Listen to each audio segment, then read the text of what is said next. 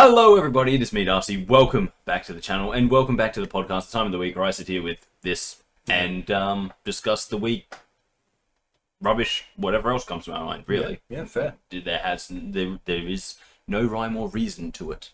Yeah. Chris, good to see you. Good to see you. Yeah. It's been a week. No, I'm lying, but I'm getting better at it. Yeah, slowly. Let's get started the way we often do with a little bit of channel news. Chris, take it away. Indeed. So this week, on Monday, it was Red Dead to start the week. Yeah, it was. Let me tell you about that. Okay. You shot someone? No, I remembered that I had filmed Red Dead and was like, holy crap, I don't have to film this weekend? Excellent. Are you telling me you didn't shoot anyone? I definitely did shoot someone. But then why'd you lie? Told you I'm getting better at it. No, because I didn't believe the lie. To be fair, I shot a lot of people now that I think about it. Okay. Sorry, I was blanking out the whole back end of that where I got into a shootout with like 50 men. But at the beginning, I only shot like 3 people. For like the first half of the episode, only like 3 people got shot. And two of them, it was their own fault. Because I walked in, I saw they were at a camp, I was like, I'm investigating. What's going on here? They were like, we have a camp, get out of here. And I was like, okay, well, I have no reason to stay. And then one of them was like, yeah, you learn your place. And I was like, well, that's not You right. don't see that. You never say that. That is the worst thing to say. Walked over to Kris the horse, took my rifle out, nice and slow, turned around, pointed at their heads, and went bang bang. And I was like, well, you know, if you're gonna be dicks, this is what happens. Bit extreme. Hey, I'm teaching lessons. Not to them. Well, a final lesson, but a lesson nonetheless. Yeah. And then, you know, in the way that... I suppose they learned the lesson as you were pulling the trigger. So there was a split second of, shit. the second guy learned the lesson. He got a whole, like, 2 seconds to learn the lesson. Oh, shit. That's way too long. And then, you know, as you do when you've just, you know, shot 2 people for being dickheads, I then threw them into their own campfire. Because they were self-cleaning. Self-cleaning? Oh, you put them in a campfire, they're clean. I don't know if that's correct. It doesn't leave bodies lying everywhere. Well, a campfire generally would. They catch on fire, and then their meat becomes tender, just like you would if you were to put something in the fire. Yeah, but... And then all the coyotes just come in. Yeah, but there'd still be bones and stuff. Oh, So the coyotes love bones. there's still evidence. No, they love bones. Plus, it'll probably put out the fire if you put them both on there, unless it's like a bonfire. Yeah, except this is a video game, so it uses video game logic. I suppose, like in GTA, where you step on one of the fires on the beach and you immediately burst into flames. Considering it is made by the same people, yes, that's exactly correct. Yeah, fair point. Or you know in GTA, like how you use a gas can to make a tiny line of fire to a car, light that, and then the car explodes. Yeah. And you're like, man. It just doesn't make a lot of sense. But Gasoline in this world is dangerous. fuck yeah, it is. But on the upside, Actually, that's really true, because if you bump into a fuel station in GTA, you explode. oh yeah, I know that. It's an immediate explosion. Which is, you know, It's a pity when you're the one that's just robbing the place and you walk outside and someone runs into it. Yeah. Problem. But, but basically, it's very funny because, like, they were like, realism, and then they were like, well, not when it comes to fire. Yeah, and explosions. Yes, but, anyway. Yeah, so, yeah, basically, I started off, and, again, as always, I was trying to avoid doing anything with Dutch, because, Of course. I hate him so shit. We're aware. You've made I us... had one thing I could do that, well, technically 2, but one of them was like, travel across the entire map and go into the mountains to hunt a bounty. And I'm like, I'm not doing that. That means I got to put on a jacket. I'm not doing that. Ugh, a jacket? Yeah, I know, it's because it's cold environment. Takes all of 2 seconds to do. No, because there's this whole thing in the game where it's like, oh, you're not wearing clothes for a cold environment, so you've got to put on these thicker clothes, and I don't care for it. Fair. So I was just like, no, I'm not going to the mountains. That can wait. And so I ended up having to go help Dutch. And so yeah, I went and helped Dutch. We destroyed a moonshining operation, and then also stole all of their. Was there a moonshine. massive explosion in that one too? Um, Seems like something they would do. I did use dynamite to explode things, and I did accidentally light a stick of dynamite while I was walking to where I had to go, so I just threw it into a lake. Accidentally? Oh yeah, I was just like walking there, and it was like, press this button. I was like, okay, and then it lit the dynamite. I was like, I don't want to do that. I've still got to get all the way over there. And I was like, oh no, what do I do? Well, I panicked, and I was just like, in the water, and then it exploded, and I was like, Did you get fish from it? no. Oh, where's the realism? Well, see, that was my kind of question, because I'm like, I'm not an expert on dynamite. But the Specifically, I'm not an expert on on like 1890s dynamite fuses. But I would think that if I've lit it with a flame and then thrown it into water, that it would have gone out, yeah. It yeah, would make sense. I'm like, maybe they were treated with something that was like could keep burning, but Maybe. like I feel like even the best things that can keep burning suffer drastically when you don't just pour water on them, but completely submerge them in water. Yeah. Because, like, I could understand them being like, oh no, it's water No, resistant. but there wouldn't really be anything that, especially chemical-wise, that would do that underwater. There's a few things I can think of, but There's a whether or few not they things, had but- them in the 1890s, I'm not sure. I know there's a few things, but are there things that are actually like liquid or gel-based? No, I suppose gel-based would work. Yeah. Look, Liquid I don't think would work. no. No, Look, gel might work, or there's got to be some sort of... as I said, my big thing Yeah. was I'm like, I definitely believe that the dynamite that they were using would have had fuses that if they got a little bit damp, they would still. However, I'm not 100% sure once completely submerged in water if it would still work. I don't know. Because there's a little bit of a difference. Oh, well, just a tad. Yeah. It's the amount of air that's no longer getting to it. You pour water on something, it's losing its air for a tiny amount of time. Yes. You submerge something in water, it's losing its air forever. Well, not all of the air. Well, a lot of it. Technicality. Well, a lot of it. Because Yes. let's not talk Most of chemistry. it. But anyway, yeah, so that's kind of what I did. I got into a massive gunfight, and then I had to race Dutch back. And let me say this, if I'd lost that race, I would have had to put down my horse. But I won the race, so I didn't have to. Pink slips? Hmm? Pink slips? Look, you don't make me lose a race to one of the worst characters of all time and, get and get away with it. and get to maintain your privilege. I of thought there being was the like a journey bet horse. that whoever loses has to kill their horse, but No. okay. No. Hence why I said pink slips. But No, 100%. This was like, if we lose to Dutch, we're not adventuring anymore. Kris is dead. But we won, so it was all good. And yeah, that was pretty much all that happened. Oh, sorry, one more thing happened. I did some fishing, and I was terrible at it.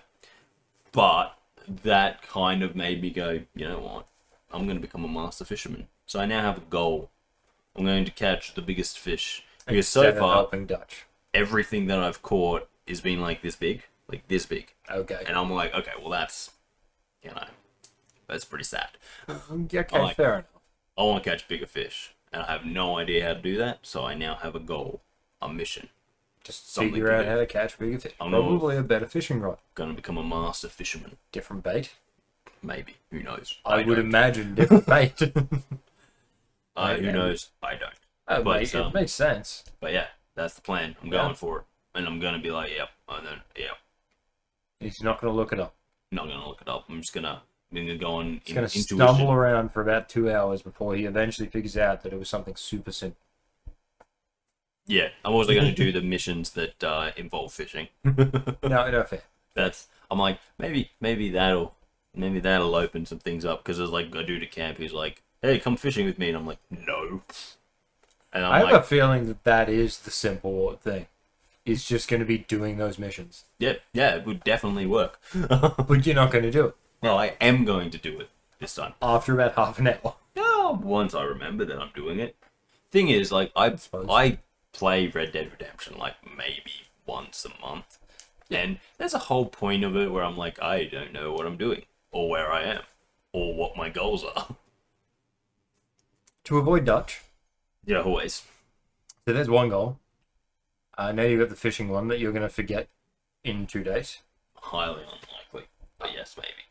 Well, you're not really going to play it in 2 days' time. You're probably going to play it in about 5 days' time, at which point, once you forget it in 2 days, you've already forgotten about it on the 5th day, so it doesn't matter. Anyway.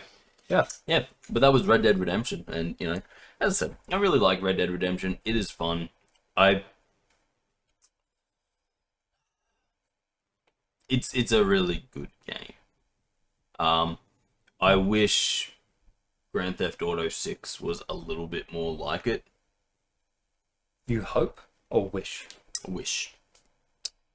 Yeah. Okay. I when it comes to Grand Theft Auto 6, I feel like everything is just wishing and hoping at the moment. Oh, especially release dates. yeah. That is. But the next date they give us is probably still also wishful thinking. Yeah. But like every kind of piece of Red Dead Redemption, single player, is kind of like it's just put together so well to make everything feel more realistic. Okay. You don't have to do missions to do things, you can just do them. So sort of like in Grand Theft Auto 5, how you could just walk into one of the like 24 convenience stores and rob them. It makes sense. Yeah. Yeah. Well, imagine that, but like not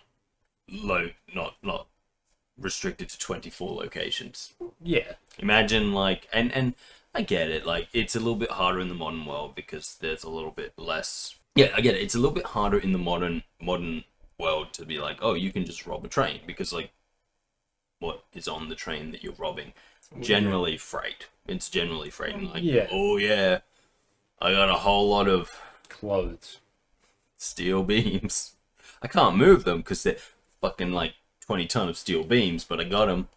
No, because you get that magical bag. I don't have that every game has. I don't have anyone to sell them to either. I'm not getting any money for this, am I? I was like in the past, it was like, oh yeah, we're sending money on the train and everything, but like, you know, like there's like the armored trucks and everything. So I feel like hopefully Grand Theft Auto 6 will be a little bit more of a living world where there's more things to do. Well, yeah, that'd be nice. Be nice, but it's probably not. And less like mission related stuff where you can just go out and do stuff on your own, because that's what you can do in Red Dead Redemption. You can just rob trains on your own if you feel like it. You don't have to wait for a mission to be like, you're robbing the train. So like maybe you could do that with armored cars and stuff like that. But yeah, I think the other big thing is in Grand Theft Auto 6 will be the online. Now I know we've talked about this in the past. And we've said like, oh well, hopefully the online will do this and do this and do this, and won't invalidate everything online that's come before it. And I don't see why you would have to. But I think the biggest thing is that Grand Theft Auto Online was fucking boring when it first came on. There was literally nothing to do. Oh yeah, it's an understatement. It was mind-numbingly boring. There's still very little to do as it stands, because there's just a little more. There's more. There is like a substantial amount more. It's just a lot of it is kind of like, if you don't have this and you don't have that, then you can't do anything. Oh, it's like, because I haven't bought anything other than cars, because I generally rely on you or someone else to have the missions available. I can't do much. Yeah. And so I would like to see Red Dead Redemption-esque elements in the new Grand Theft Auto, because if they don't, I think that it's not going to be as good of a game as everyone thinks. I think that's kind of the funny thing about the two games is, if Grand Theft Auto 5 had only come out, people would be like super excited for Grand Theft Auto 6, but I doubt they would be expecting to be the masterpiece that they're expecting. Yeah. Because Red Dead Redemption 2 came out and they were like, wow, this is what this company is capable of.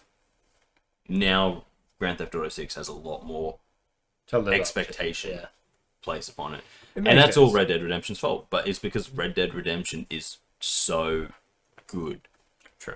And that's sort of where I'm like, it's kind of hard to go, like, Red Dead Redemption, if you could play that, but in the modern world, like that game system in the modern world, it would probably not work as well. I just don't think, because, there's a few bits and pieces, and, like, I don't think your average Grand Theft Auto player would actually want to loot every single person they shoot. I think they like it when the money just pops up so they can just run past them and keep going. But don't give us the ridiculous time for looting. But like at the same time, I can understand a quick loot button so that you have to press it as you go past, but not a full animation. See, again, the animation's fine to me as long as it's like an area loot where pressing it once kind of gets all the loot everything in like the 50-meter radius. Yeah. But I think like there's just so much that in a Grand Theft Auto game is dull and boring. Yeah. Grand Theft, whereas in Red Dead Redemption, they're like just exploring the world is kind of exciting because there's so much more happening, and I think that's kind of my biggest fear with Grand Theft Auto 6 is that like it's going to be a hybrid between Grand Theft Auto 5 and Red Dead Redemption 2, which means it won't actually be as good. So it's still going to have that massive, bland world that really has nothing going on except maybe one random thing every couple of hours of gameplay. And that's sort of what makes a Grand Theft Auto game really bad, really. I think a lot of people overlook just how empty the world of Grand Theft Autos are, because they're like, here's a giant map, you know, like, and they're like, and there's stuff all around the map, and you're like, yeah, but the map's so big that like, unless you're in the city, there's nothing. Yeah, but the city still doesn't have much happening. It's just because of the buildings, it makes it seem like there's more. And there's more people, and there's more NPCs walking around but they're not doing anything. They're just kind of wandering, and I think that's always been the issue. It's like, true, it doesn't feel like things are actually alive. So you can't go past a cafe and just have a whole bunch of people sitting there enjoying a meal as the gunfight starts. Anyway, yeah. So but Red Dead Redemption. That's what happened. That's what came out. Check it out if you want to see some stupidness. Yeah, indeed. So Wednesday this week was a game that I haven't seen, Dino Crisis. It was indeed. Yeah. So, guys, Dino Crisis. It is old as fuck. And when I say old as fuck, I mean like it's 25 years old now. No, I don't know. 1999 is when I believe it came out. We'll click on the stuff. It should tell us. No, where? Store page. Go to the store page. You won't, because it came out on PlayStation. Yeah, but it usually gives us a date that it came out. Yeah, it'll probably give you the date it came out on Steam, which was February 2026. Okay, fine. So, guys, basically, Dino Crisis is an old game. Came out on the PlayStation, I believe, in 1999. And recently got a computer. It was 99. Yeah. What do they call it when you just bring something? Emulator? Yeah, it's effectively what it'd be. Just an emulator. So Resident Evil, yes. Right? We all know what Resident Evil is. Mm-hmm. Well, Dino Crisis is sort of that with dinosaurs instead of zombies. Yeah, fair. That makes sense. Yeah.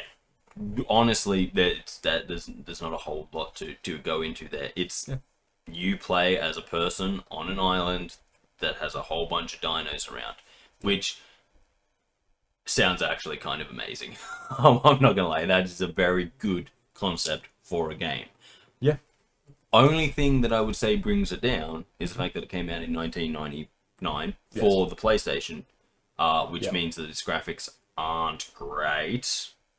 But that's okay. We don't need the best graphics in the world to play video games. No. The real issue is that it uses the old school tank controls, which I have not played with since probably the 90s. Fuck. They're not fun. They're not fun controls. They're not, and they're also not very intuitive. So there was that. There was that whole thing. But no, the game is kind of great. It's exactly what you want. If you like dinosaurs and you like Resident Evil, you should definitely check out Dino Crisis. It doesn't explain a lot. Like it really. How much is it? Was it free or was it? No, I think it cost me $7. That's not bad. Doesn't explain anything. Like you'll pick something up and it'll be like, do this, do that, blah blah blah, and you're like, okay, that makes sense. But like, that was an old school gaming thing. Yeah. Because do you know why? Because every single game came with a manual that told you the controls. Every game. Whereas we don't do that anymore. Which is a real downside if you're playing an old game now, because there was so much. Like, I spent the first 30 minutes not realizing I could run. Honestly, because I was like, because you didn't know what button it was. Exactly, and I was just like, wow. Which, you can look up the manuals. Oh, absolutely, you can. But at the same time, you're just kind of I was like, I don't know what I'm doing. And I got to a point where I thought I did everything right, but I ended up getting killed, insta-killed, so I know I did something wrong. And I was just kind of like, oh, I'm not really sure what to do there. Were you playing using a controller? I was indeed. But yeah, so it is fun. It's a good game. It's just, as I said, getting used to old things. It is definitely worth playing, I think, is the most important thing. However, I feel if you're someone who has never played old school video games, so a small child who mainly plays Fortnite, you wouldn't have you would almost instantaneously be like, no, this game sucks, because you can't, you have to walk in a straight line and then turn and then there was pretty no much while doing anything. Pretty much you kind of have to the use old the D-pad. maze game. I was trying to use the analog stick and I was like, I think the D-pad might be easier. Oh no, of course it is. We didn't have analog sticks down there. They're horrible for old games. Yeah, so unless they've been remade. Yeah, so but square to run, that's a button.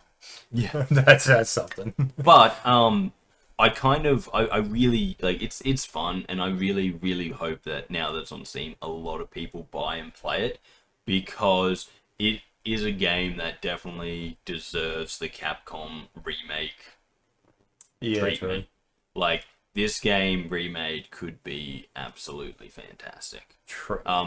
Especially it's mostly positive, and considering old game, you would half expect some younger people would jump onto this and be like, this is shit, negative. But it's mostly positive. That's fantastic. Yeah. The other big thing, I think, which is kind of good about it that you don't really get in is if the reason you don't play Resident Evil games is no, I'm just not really into zombie games or whatever.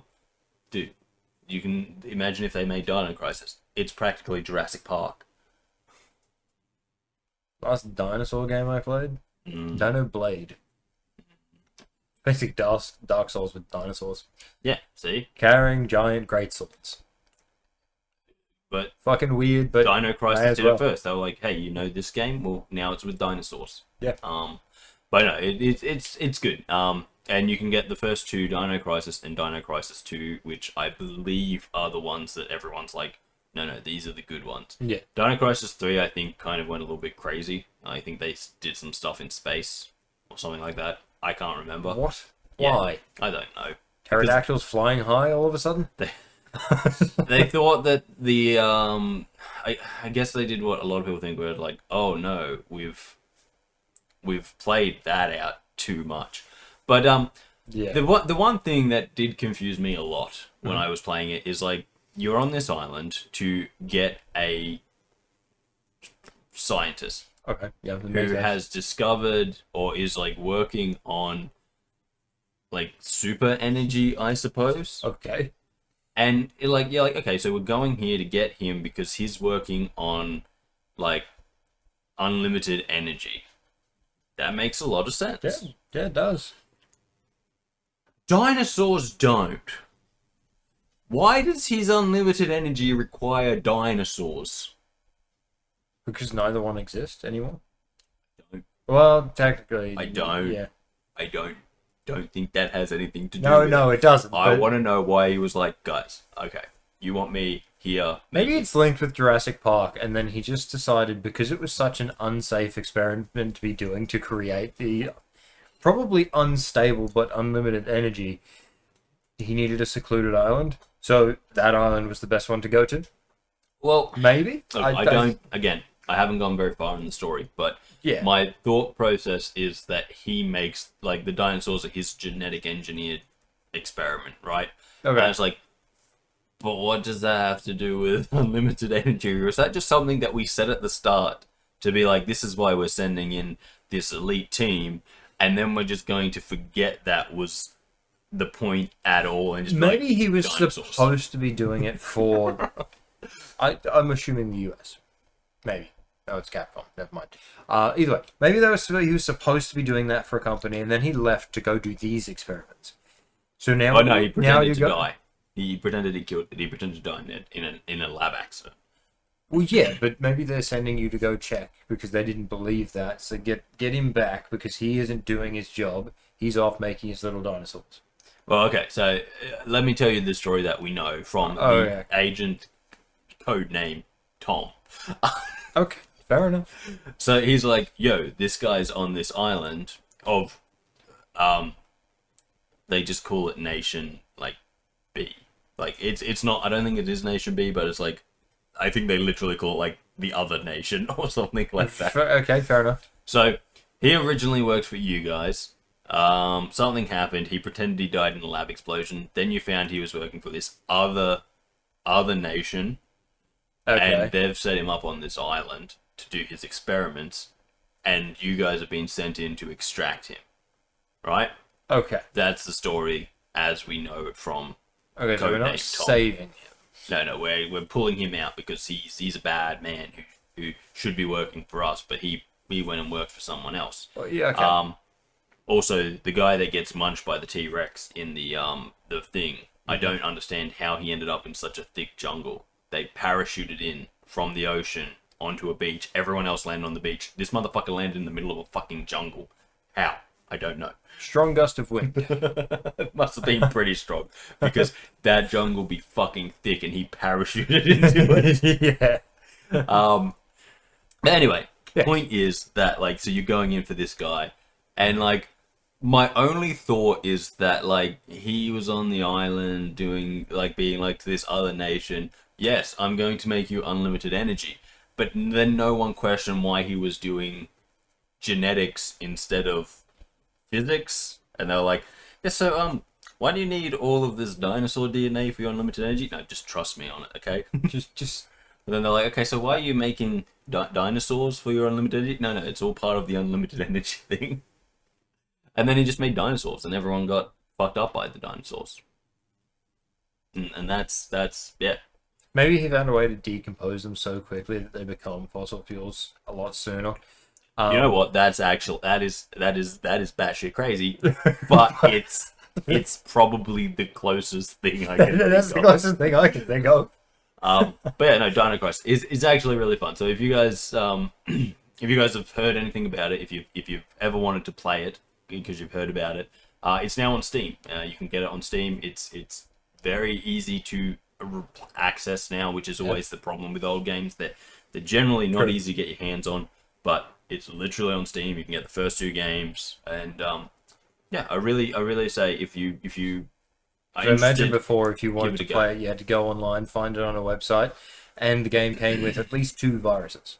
I honestly don't know. I'll be real honest with you.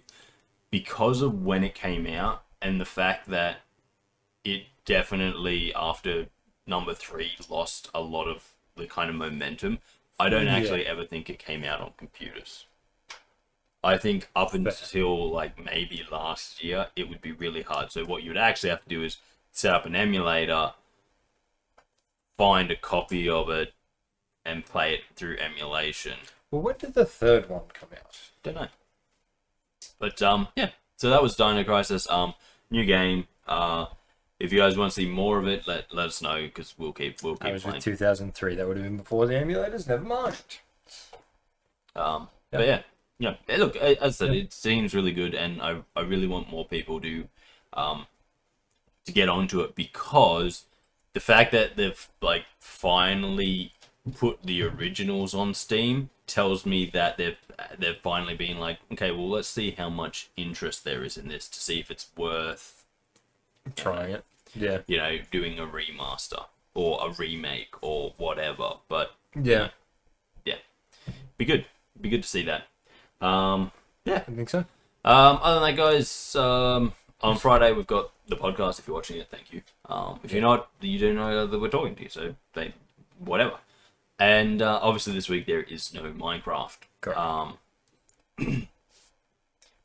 Other than that, I don't think there's anything else for channel news. Kris, anything you got on?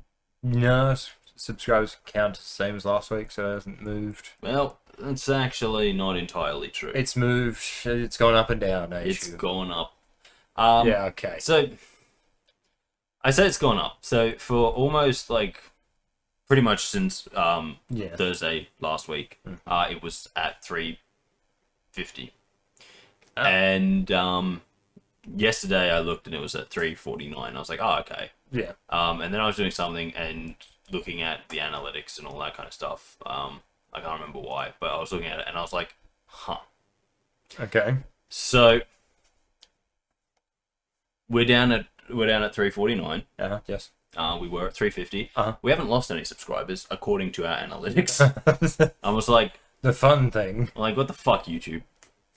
Obviously we've lost someone because it's gone down. The number's gone down, but you're saying no. In the last like 4 weeks, not a single person has unsubscribed. And I'm like, how does this happen? So I'm assuming it's something like when YouTube does its whole thing where it's like, oh, where it sweeps these some are fake accounts and we remove them, and it doesn't count that as a loss of subscriber because it wasn't a true subscriber in the first place. Yeah, okay, I see. So I'm assuming something like that's happened. Yeah. At the same time, I feel like the reality of that is that when that happens, people do get their accounts unsubscribed to pretty much everything they've ever subscribed to. I've heard this happen in the past. Yeah. And I'm just like, wow, YouTube, you really have figured out how to use a hammer to do a scalpel's job. Yeah, they have. But yeah, no. So that's my only thought, because otherwise I would assume that it would actually tell us that someone has unsubscribed to us. You would expect so. So I'm assuming that's what's happened, and I'm just like, oh, okay, well, I hope that no one was. I hope they only got bots this time. I hope so. Because I was in one of them where they didn't get all bots, and I got unsubscribed from a lot of stuff. God, I think I've had stuff unsubscribed as well. Yeah. Which is weird because it doesn't unsubscribe everything. No, it's just... Which doesn't make sense, because if it's considering you a bot, why didn't it unsubscribe everything? Doesn't really make sense. Do you know what my assumption is? My assumption is that whatever they're using goes, we think you're a bot. But on the thing that you're not... But only for this channel. Well, they're like, on the chance that you're not, what we're going to do is we're going to hit half of your stuff. And if we don't see, like, the thing of you, like, going back to them like a human would have been like, wait. And I'm like, but that's not really how humans think, because a human's not going to think all of a sudden, well, hang on, I've just been unsubscribed from a bunch because if it was stuff you were regularly watching, you're just going to have it showing up and be like, oh, hell yeah, a new video. And you're going to click on it.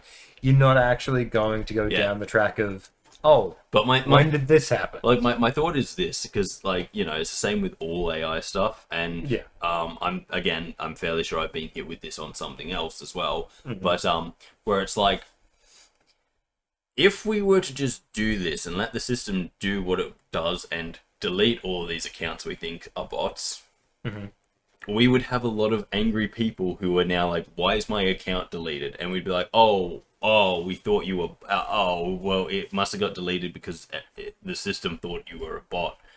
And then you'd have to kind of explain that, and then you'd have a whole big outcry thing because, you know, people might lose a lot of trust in you.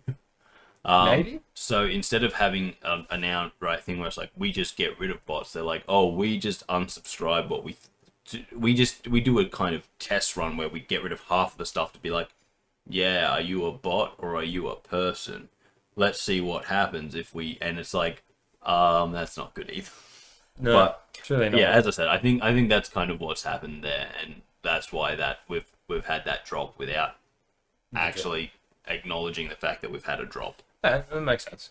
But yeah, as I said, it's one of those weird things where it's like, I get it, you have a problem with fake accounts and bot accounts and all that kind of stuff. Yeah. But maybe you need a better system at doing this. Like you know, like, and I understand this fully. You want to save as much money as possible, but maybe you have an AI that goes through and says like, these are all the accounts we think are bots, and then a person goes through and actually looks at those accounts and is like, yes, this is the telltale signs of a bot, or no, this kind of looks like a person. Yeah. Are subscribing to the same type of thing. Well, I would say that's not even a good indication because, like, I mean, it's a decent indication. Well, back in the day, I was the only one that had a YouTube account, and so it was like almost constantly signed in as me, and my sisters would watch things and subscribe to things. True. And so, like, for a while, I was subscribed to, like, makeup tutorials and just weird things that if you were to look at, you'd be like, oh, this person's into gaming and makeup tutorials, and this isn't a person, and you'd be like, no, it's actually 3 people. yeah, that makes sense. It's 3 people. Yeah. But anyway, the point is that it's like, you would hope that they, you know, a company like YouTube that makes as much money as it does, would put the little bit of extra effort in and not just be like, oh no, we just let computers do everything, even though we know that they just let computers do everything. And you're like, why do you do this? Why do you do this? You need humans doing stuff because we're the only ones that can actually make calls on things. Should be. Machine learning is not AI, and I think we need to stop calling it that. Yeah, no, that's because true. they go like, oh, we have an AI. You don't have an AI. You have a machine learning system. A machine learning system cannot come up to its own conclusions. It can only take all the information and give a conclusion that's already being used. True. And you know, as all these insurance companies are starting to find out, it probably should be overlooked by a human who can look at things and be like, oh no, AI fucked up again. Oh no. But anyway, yeah, guys, that just about wraps up channel news then. Yeah, Kris, Darcy. it's been a week. It has. Or it might not have been a week. I don't know. It's weird. It has indeed been a week because it has been 7 days. Well, yes, the time frame has been a week, but has it been a week or has it not been a week? Has it been a good week, a bad week? Who knows? It's been a week. It's been a week. It's been a week. Let me tell you a story. Yes. All right. This one comes to me in the form of advice. When I was a young man, living in Sydney in a college full of other young men. Okay. With you know, of differing ages. A friend of mine once approached me and said, Darcy, I have some advice for you. And I was like, okay. It's going to be bad, but okay. And I was like, is this advice I should use, or is this just like, you know, when someone comes up to you and says, I've got advice, and then, you know, proceeds to just tell you a bunch of shit. And he's like, no, this is advice you should use every day. I was like, okay, hit me with it. You know, never piss up a hill in socks. It's fair. And I went, you know what that is? That's fair. That's great advice. But it tells me that you've done it. when am I supposed to do that? He's like, no, just apply that to your everyday life.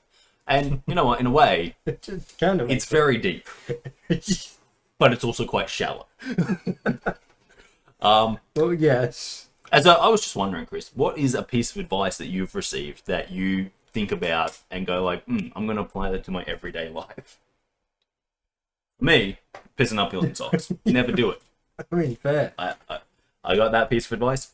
You've told me that piece of advice before, but I completely forgot about it. To be fair, he was drunk at the time he did it, and I never did it while I was drunk, so I think the advice worked. It did, 100% did work. It did. I always check the lean of the hill before pissing. Even if it's into a toilet. No, I don't honestly think of any particular piece of advice. I can't think of anything. You've never had a wise Nope. friend approach you and just be like, look, here's advice? No. Upsetting. Except for you telling me that exact piece of advice. Well, you guys can all take that. You can take that advice. Yeah. Apply it to your everyday life, It can, you can think about it philosophically and be like, man, that's deep. Or you can take it for what it is and just not piss up hills. I mean, both work. But yeah, that's awesome. Yeah. News, Kris. Yes. There has been some news. I don't know if you're onto this, but Probably not, but Xbox. Uh-huh. Phil Spencer has left. Oh. Is it a good thing? Probably. Is it a bad thing? Probably not. There are some. Who's Phil Spencer again? He was the head of Xbox. Oh. So responsible for a lot of the bad decisions that have been made recently, but also probably responsible for some of the better decisions they've made over the past. Yeah. Tends to happen. So there's a little bit of concern in some parties. I say some parties because I've read some articles that the person that they've put in charge is not a games person, but a business person. I use these terms very lightly. An AI person. And so a lot of people think that we are seeing the death of Microsoft's gaming department as they switch to an AI department. Now, basically, I think that's incredibly short-sighted. Yeah. Is it wrong? I don't know, because I know that most large tech people are all caught up in this AI craze right now, even though AI has proven time and time again it's not up to the job. No. So it's like, we're going to make games using AI, and those games have constantly been, 1, disappointments, 2, lambasted by the public, and 3, well, they've been pissing uphill. So that's why you brought this up. Told you it's deep. Oh, God damn it. But, like, it's one of those things where it's like, what happens when we go deep into this and it fails? Because it will. I think, I honestly think that our little conversation about Dino Crisis is pretty much the epitome of this argument, where it's like, in the last week, I went out and bought 2 games from the 90s as opposed to buying a game from 2026. The modern era. Because I looked at an old game and went, that would actually be worth playing. Where I've looked at a lot of new games and been like, not worth my time. Fair. Like, I'm just thinking, like, what happens once we've gone too far and we can't, like, within the next 5 years, we could have an industry where every AAA game is just being mass-produced by AIs, right? And the gaming industry has what we could charitably call a massive collapse. And what happens when we can't, like, because the only people who are still in the industry are indie? What happens when that's all we really have, and we lose the ability to make these blockbuster games that have been a staple of our lives? I mean, pretty much since the beginning. Maybe it's like if it's indie games that like everyone's buying, they may get more sales. In which case, they might be able to next time make a bigger game potentially. But I think the problem is that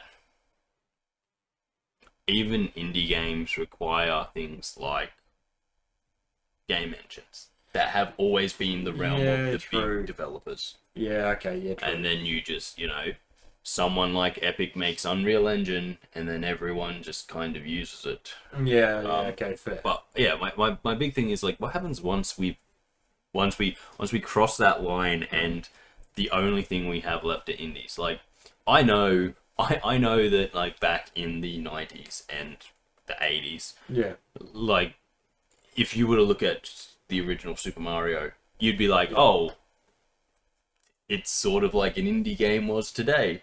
Yeah. But it still had a massive backing. Like, it had Nintendo backing, which is how it developed into what we have today. Yeah. Whereas indie studios really don't have that massive backing. And the problem that I see is not so much like, oh, well, maybe the indies will get more money and they'll become the mainstream. What I actually see is, if the video game industry fails again, which is what a lot of these major studios are pushing it towards, there won't be any money for video games, because all the investors will say, no, it failed. People don't want video games. And because they haven't been learning the lessons, they haven't been listening to the people, and they've been going like, oh, why don't video games make money anymore? And it's like, no, video games make money. It's just people won't pay for what they don't want. Yeah. And you're making things that nobody wants. You're making a game for no one. Or you're making a game that everybody wants, but it's trash. Let's face it, that's probably the best way to say it. But as I said, like the reason I think about this often is like last year or in the last like 6 months, we've had almost the unprecedented. Call of Duty failed. Like, a Call of Duty came out that wasn't the best-selling game when it came out. Which I think is the first time ever. Because, I believe so. Everyone's always bought Call of Duty because it's a safe staple. Well, guess what? Ain't anymore. Well, excellent. To be honest, I don't think it's been safe for a while. Oh, but you always knew there were going to be Call of Duty boys who only buy Call of Duty, and that's you their do, gaming. Well, even they weren't enough anymore to fix the issue. So, well, after you make 2 games, like 3 games, after you make back-to-back failures. But yeah, you make those, and it's like, yeah, well, I'm gonna buy the next one. They might have learned. It's like, no, because they didn't learn the first time. What makes you think they're gonna learn the second time? Yeah. So basically, that's kind of my thing. Is like, yeah, I worry that even though indie has come a long way and is stronger than ever, that will be all that's kind of left for gaming. We'll lose the big blockbusters, the big things. Like, don't get me wrong, I love indie games, but an indie game is something you sit down with for a little bit. You need the big blockbuster games to be like, these are the ones that I'm going to play. Oh yeah, I played this game. No one has ever sat there and been like, oh, what games do you play? Oh, Undertale. No, you're like, I play Souls, I play Call of Duty, Halo. You hit them with the big ones, not the little weird. Well, some people do hit you with that, but that's because they only play those types of games. Yeah. But like, it's very rare. Yeah. And again, my biggest fear isn't the fact that indie games will fail, because we've seen over the last couple of years, you can make an indie game by just being a dude in a bedroom with a laptop, and it can be one of the greatest games of the year. True. But what we'll lose is the money behind, because you'll have all of these business people looking, being like, oh, well, we're not investing in video games anymore. And so even those indie games won't really have the chance to grow and become bigger studios that can make bigger, bombastic games, because the bean counters will be like, oh no, video games failed once before. And trust me, I know that there was already the video game crash in the 80s or whatever, mainly due to Atari, but like, we've come a long way since then. Video games became a multi-billion-dollar industry. True. I believe it even took over movies in terms of how much money was being made by it. Yeah. So, I think it easily would nowadays. So, like, well, maybe a couple of years ago, but we snapped back pretty well from that first time that video games collapsed, and a lot of that was due to Nintendo. Unfortunately, they're not the same company they were back then. yeah. But I think this next collapse will be because the video game industry is so expensive. I think it's going to be something that's a lot harder to come back from, because you're going to have so many people being like, no, we're not going to give money to this because it fails. And the reason it's failing isn't because video games aren't popular. It's because a lot of people making video games don't really want to make video games. It's true. They don't want to make things that are enjoyed by people. They want to, I guess, go out and do what they want to do and not give a damn what anyone else thinks. Unfortunately, you can't do that with something that has cost hundreds of millions of dollars. You can't go out there and be like, we're going to make what we want to make and we don't care if anyone buys it. No, you've just made something that costs millions of dollars. People have to buy it. Yes. They do. You need to make something that people want to buy, play and buy. And I think that's the biggest thing, is there's a lot of games out there that are great and people love to play and buy. And there's so many different genres. But over the last couple of years, I feel like we're getting less and less genres. Yeah. We have first-person shooters. Yep. Souls like. Yeah. Battle royales. Yep. I'm trying to think of when the last survival horror came out. I don't know. But like, I think Resident Evil's really been pushing that by itself. So I guess the last new one was Resident Evil 8. And the next one will be Resident Evil Requiem. Requiem? Yeah, I think it's Requiem. I believe so. But it's like, what happened to like the so many different genres of video games? Why is everything now like a Souls-like? Well, because people play Souls-like. Yeah, people play lots of different things, man. Just. Well, apparently one this month. Oh, that's nice. Okay, so One called Reanimate. big studio or indie? Is indie saving us again? Tarsus Studios. I think that's indie. I think so. But anyway, the point is that like people want to play lots of different things, yet the big studios are kind of giving us two things. So there's a few coming out this year. Nice. Survival horror wise. Well, there you go. So yeah, indies once again coming to the rescue. Yeah. But like, like remember when there were so many different types of games? Yeah. Oh, and like you go to the store and you look through everything. You like, you take a while because you're looking at the type of game you wanted to play. Yeah. Yeah. And like now you can't. I remember when I was younger and I'd go into a store and I'd see all the video games and be like, "Ooh, let's see what these are." Now I walk into a store and I'm like, "Oh, look at all those video," and then I just turn and walk away because I honestly don't give a fuck about it. I think that's. Oh yeah, indies. I'm looking at that, Little Nightmares and that. Yeah. Yeah, definitely indie. I think that's. I mean, it probably works. I think that. Oh well, it's endemic of the situation that we currently live in, where it's like the money's all being spent on shit that's exactly the same, and no one really gives a fuck about. And you've got smaller companies out there doing their best to try and keep video games alive. But I don't know, man. I've seen some stats on video games over the last couple of weeks, and like apparently the industry as a whole had less than 1%, or sorry, just over 1% of growth over the last couple of years.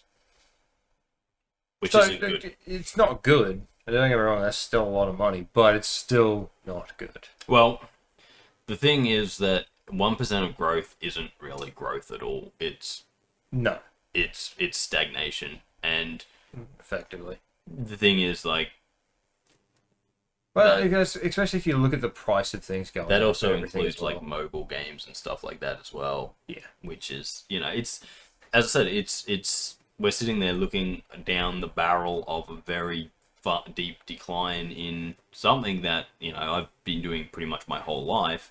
Yeah, and you have so many people in the industry being like, but why? Why is this happening? And I feel like the obvious answer, which is the only answer, is because for the last 10 years, you, instead of listening to the people you want to buy your video games, you've been berating them and telling them that, oh, well, we don't care what you think. It's like, cool, well, we're not going to give you our money. And then you've got the people at the top who are going, well, why aren't we making money? And it's like, look at what is going on between your audience and the people doing it. Yeah. That's your problem. Get rid of the people doing it. And, you know, this is kind of where I come back and, you know, when people go like, oh, this studio closed, isn't that sad? Is it? Is it sad? Let's have a look at what they've done over the last 5 years, and we will judge whether or not it's sad this company's closed. If most of what they've done has been involved in Twitter wars, then no, it's not sad, and maybe those people should never have been in the industry to begin with, because they were less concerned with making a form of entertainment for people and more concerned in going out there and, I don't know, putting out their message into the world and using their games and platform as a way to do that. And you know what, that's fine. You can do that if you want. But if I was running a company and my employees were more concerned with being on Twitter and showing how righteous they are on Twitter, and instead of making a game or making products that people want and are going to make my company money, I would not keep those people, because they're toxic. They're bad for business. Yeah. And, you know, if I'm running a business, I kind of want to keep that business afloat, and not be dragged down by every anchor who doesn't understand that just because you make a video game, that doesn't mean that you get to, you know, use that video game to say whatever the fuck you want.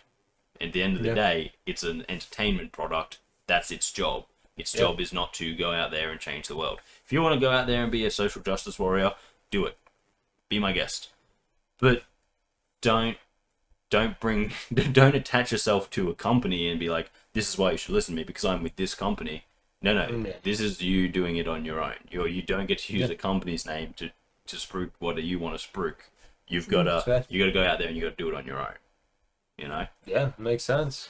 It's because you turn people against that company, and if you're the leadership of that company, you're like, you can go and you can say whatever you want on social media, but if it comes back to the company, you're in fucking trouble. That's pretty much it. Because end of the day, a company only exists to make money. That's its job. It's not out there being a good person, because companies can't be good people. No. It's not out there giving a damn about individuals, because it doesn't. It kind of just wants to make money. And if it's not doing that, then it's not doing its job. Companies don't give a fuck about us. That's kind of the reality. And you have to understand that to really protect yourself in this world where we live in, where, you know, we've got so many people telling us that, oh, but we care, and they only care while they think there's profit in it. Yeah, so it. And that's kind of the whole thing for me. And I'm just like, I don't know. I'm scared, Kris. I'm scared that we are walking a very, very, very narrow path here, and video games might not come out on the other side. It's a possibility. For sure.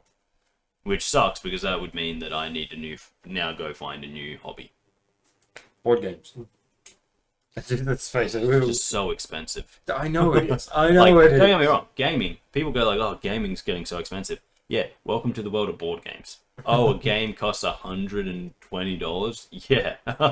Oh, only the cheap ones. But say you want a really good one? A few hundred at least. Well, let's just put it this way. I once bought a board game for over $250, and I was happy because it was such a good deal. That's it. It was a deal. I got a really good deal on it. How much was the Lord of the Rings one? Lord of the Rings one, I think if I was to get everything for it, so 180 for the base game plus all the things puts it at like 320. Yeah, exactly. Um, But that expands the game, and that's what we need. No point not getting all the expansions. Am I right, people? Well, yeah, 100%. But yeah, like that would have been a great deal too. oh, it would. That would have been was actually a very good. That was a very good deal, and you didn't fucking do it. But yeah, like so, like yeah, it's just like video games have always been a relatively cheap form of entertainment because you know, yeah, you're paying.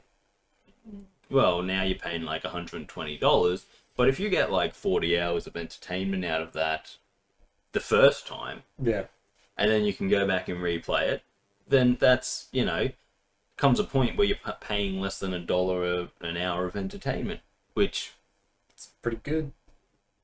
I've been to the movies. Let me tell you, you are not getting that sort of deal there. No, fuck no. Yeah. Especially not when Lord of the Rings is in the movies again. So now we're paying more to go there again. But yeah, I that's happening this year. The new Lord of the Rings. No, not new. I think they're they just putting it in the cinemas for it's an anniversary or something. That would make sense. I honestly, I don't give a fuck about cinemas. No, fair. I don't want to go to them. I don't want to. I really don't want to support Hollywood. Hollywood's kind of shit. Don't get me wrong. I love Lord of the Rings, but I do not want to support Hollywood. Oh wait, it's already happened. The extended trilogy was returning to cinemas in January to celebrate the 25th anniversary of The Fellowship of the Ring. Dude, that's crazy. Yep. That movie is 25 years old. Yeah. And yet still somehow holds up. Better effects than what they're making today. With less money. Yeah. Let's face it. It's crazy how far forwards we've come, and yet it's funny how that was how far backwards that was Weta Workshop's first big major movie. Yeah. And the techniques they were using back then just seem to be holding up better than they do now. Yeah, and they were running on small budgets. It's because they actually gave a fuck. Yeah. And that's sort of the thing. We've come so far forwards. Technology is wonderful and has allowed so much, but we just don't care anymore. Like, you know. Yeah.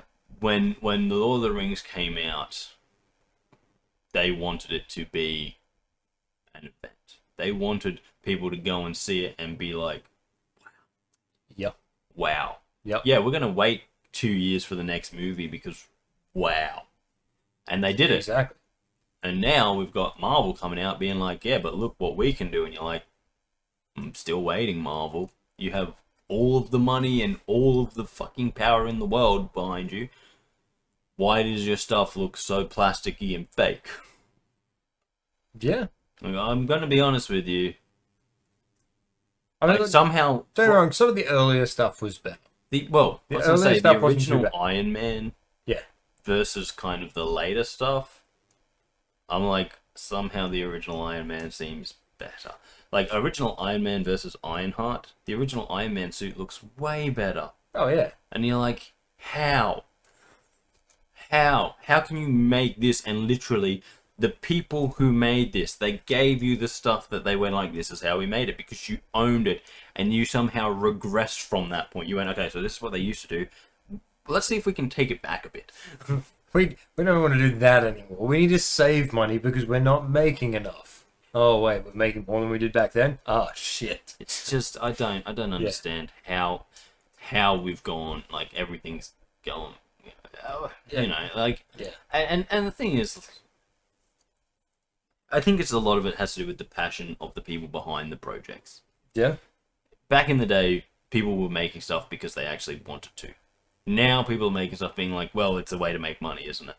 And you're like, do you actually care? Do you want to be on this? Do you want to be making this product? And they're like, no, I just want the money and the accolades that come with it. Cool. Yep. Get out of here. We don't need you here. Nope. We want people who give a fuck. Oh yeah. I swear, we want the people that sit there by themselves doing extra work so that we get multiplayer James Bond. Oh yeah. Not the person who's sitting there being like, well, I'm just here because, I'm here to big note myself. Look, hear me out. I swear, thinking about it now. Compare it like some of the games that are coming out now with how bad and boring they are. I swear, the educational games that we grew up with are better. Probably. It's like, they're not even good games. Dude, we grew up with Typing of the Dead. What's that? We had Typing of the Dead. Oh, yeah, we did too. And honestly, if someone said to me, right now, right here, I'm going to shoot you in the head unless you play Typing of the Dead or Veilguard, I'd be like, hey, load up Typing of the Dead. Let's do this. Actually, they wouldn't even need to threaten me. They'd just be like, you can play Typing of the Dead or you can play Veilguard. I'd be like, Typing of the Dead, let's go. Let's get my typing all sorted out. Yes. Oh, and I'd probably come out of that with a better skill. Yeah, you would. You really would. I used to play games like that because we didn't have many options as games, and it's like they seem more entertaining than a lot of stuff coming out now. Oh, man. Well, look, I'll throw one more at you, right? Yeah. Subnautica. Yeah. Subnautica 2 is supposed to be on its way, like, this year. It was supposed to be on its way, like, 2 years ago, but it's supposed to be on its way this year. Do you think that game that has been pretty much dragged through the mud is going to live up to Subnautica 1, which is a very bare bones game?